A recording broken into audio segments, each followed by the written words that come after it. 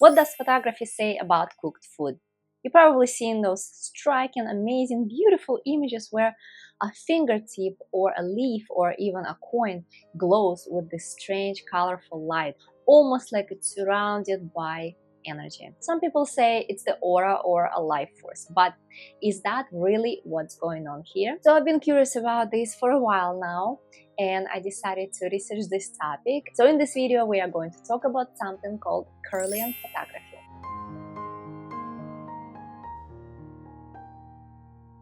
Today I'm showing what kirlian photography actually captures, how it works, and what it might reveal about something as everyday as your lunch. And yes, just stick around till the end for a few surprising and kind of funny stories of real photo sessions, kirlian sessions. So what is really a kirlian photography? It's a technique that captures glowing outlines, often around living things like hands or leaves or some fingertips.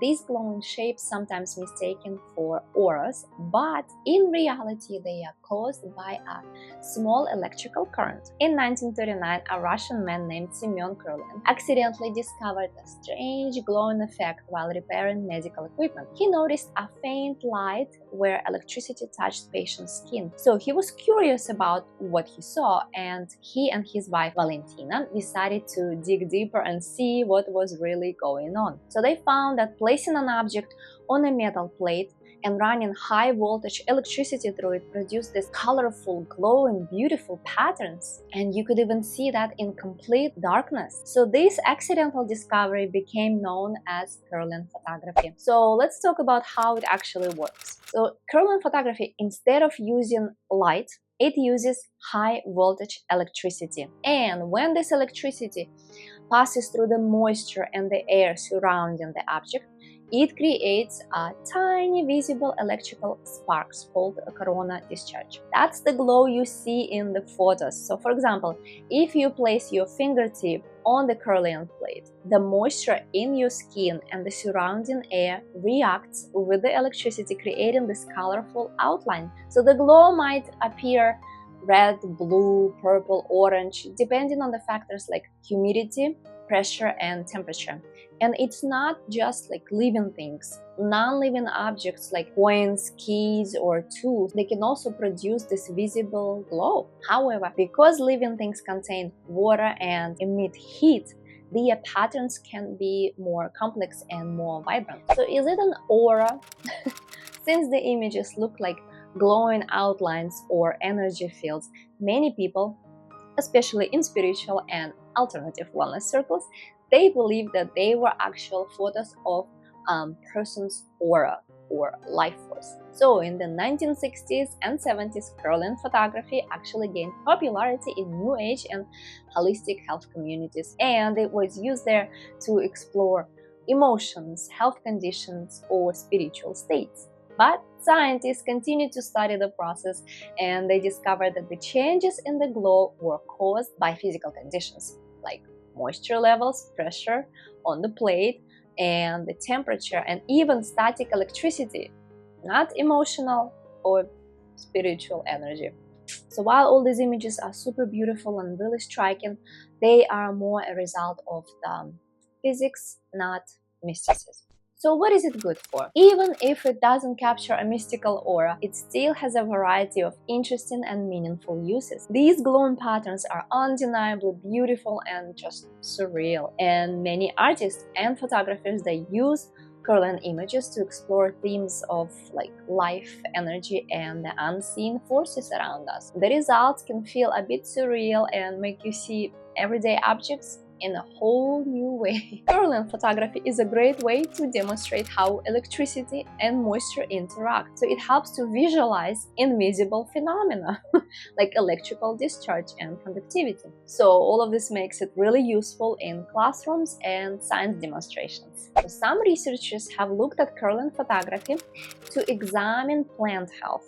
Since moisture affects the glow, it can sometimes show early signs of stress or dehydration. And while it's not a reliable diagnostic tool yet, it's certainly an intriguing area of experimental research. A lot of people try kirlian photography just for the novelty. I think it's really fun to see what kind of glow your hand or flower or even a coin might produce. Each object reacts differently and the results are always unique.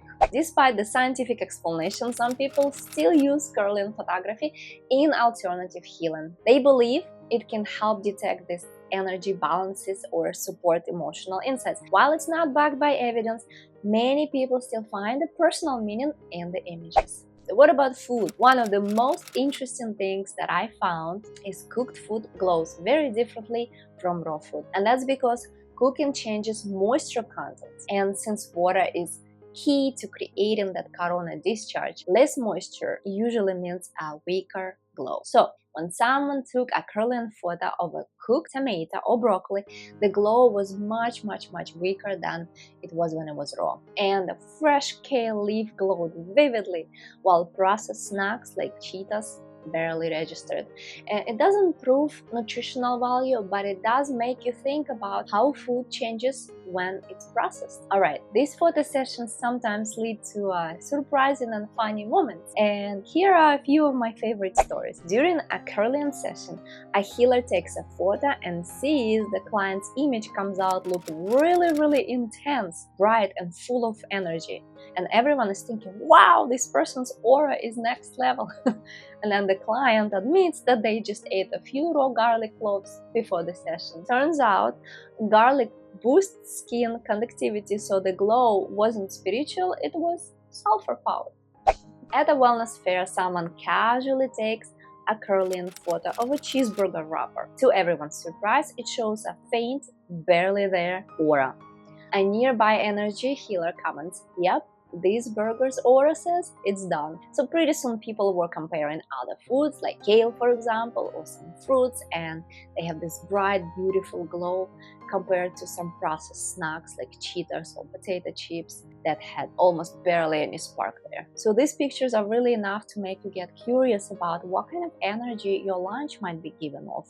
At another kirlian photography session, someone deliberately built up static by rubbing their socks on the carpet before placing their fingers on the plate. The result was an intense, spiky corona that made the practitioner explain, you are vibrating at a dangerously high frequency.